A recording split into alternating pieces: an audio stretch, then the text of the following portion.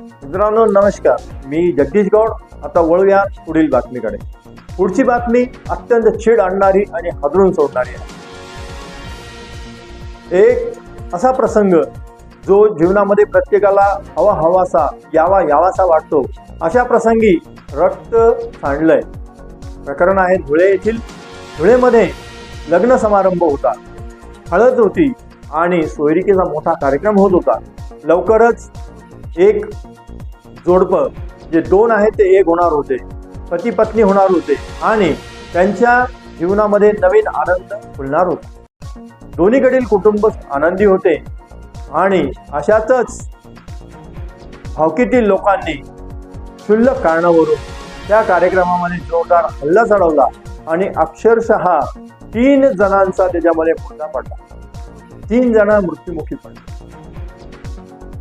आपण एक गोष्ट नेहमी लक्षात ठेवली पाहिजे किंवा तो इतिहासच आहे आपला.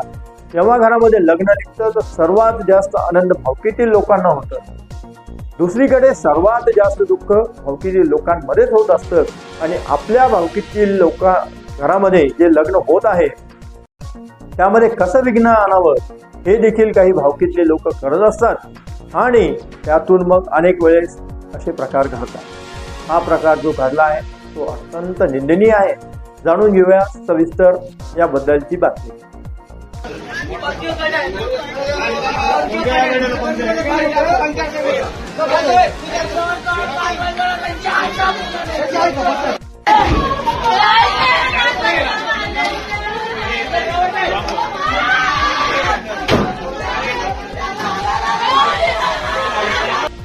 आम्ही तिथं भेटायला गेले तर ऑलरेडी ते तिथं आलेलेच होते, चक्कू वगैरे घेऊन खिशातून सर्व.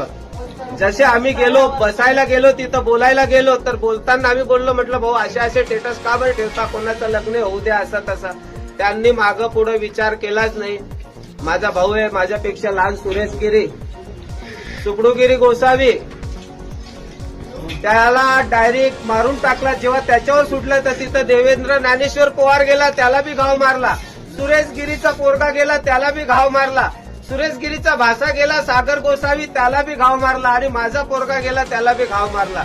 या लोकांनी प्लॅन वाईज हे घटना घडवली आहे. आम्हाला भांडायचा काही विषयच नव्हता. प्लॅन वाईज आले आणि प्लॅन वाईज आलो. 3 लोक, माझा कुत्या बी गेला, माझा भाऊ बी गेला आणि ते देवेंद्र पवार, त्याचा काही संबंध नाहीये. साखरपुड्याला आलेला पोरगा सोडवायला गेला, त्याला मी तुम्हाला रिक्वेस्ट करत आहे. हे बघा, मी आजपर्यंत समाजासाठी पूर्ण महाराष्ट्रभर भांडतो. जर आपण चॅनलवर नवीन असाल तर कृपया चॅनल सबस्क्राईब करा, व्हिडिओ शेअर लाईक करा. आपले विचार कॉमेंटच्या माध्यमातून आम्हाला जरूर कळवा. भेटूयात आणखीन नव्या घडामोडीसह. नमस्कार.